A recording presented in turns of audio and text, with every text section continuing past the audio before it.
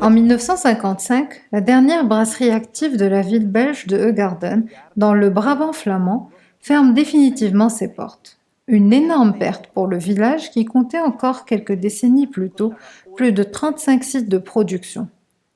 Mais une disparition encore plus grave pour le monde de la bière est celle de la brasserie Thomson, qui a mis fin à l'histoire de la bière typiquement produite dans la région, la blanche. Une bière unique produite avec une grande quantité de blé et épicée avec des graines de coriandre et avec le zeste d'une variété d'orange amère provenant de l'île de Curaçao, une colonie du Royaume des Pays-Bas depuis 1634.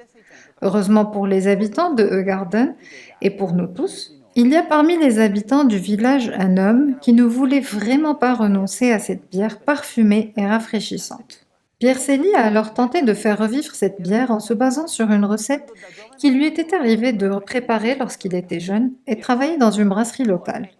Il a commencé d'abord dans son garage à domicile, puis dans une véritable brasserie. Son idée a connu un immense succès dès le départ et il a non seulement donné un nouvel élan à ce type de brassage, mais en a fait un des plus imités au monde. En Italie, où les brasseries ont depuis quelque temps dépassé le millier, les blanches ont rencontré un succès discret.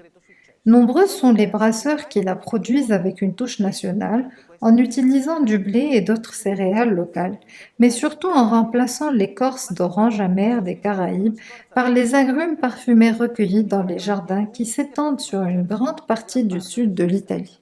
C'est le cas par exemple de ceux cultivés dans les jardins du Gargano, le promontoire situé au nord des Pouilles, également connu comme l'éperon de l'Italie. Là, un cas assez unique sur la côte adriatique, grâce à un climat et un sol particulier, les agrumes ont trouvé un habitat propice à leur croissance et à leur maturation.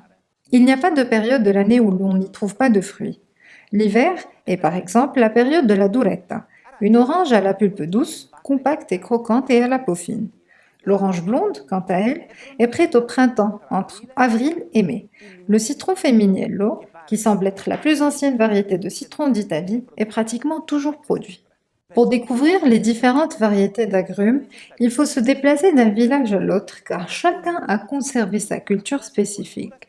Et donc, si Rhodes est la patrie des citrons, Vico et Ischitella sont la patrie des oranges. Les brasseurs locaux ne pouvaient certainement pas manquer toute cette variété, qui parfume beaucoup les bières blanches produites localement et parfaites pour accompagner les plats de poisson qu'on déguste assis sur les trabocchi qui parsèment la côte du Gargano. Et oui, car même dans ce bras de mer, tout comme dans les Abruzzes et le Molise voisin, la pêche se faisait traditionnellement sans que les habitants, peu habitués à la mer, n'aient à sortir en bateau. Mais comment faisaient-ils?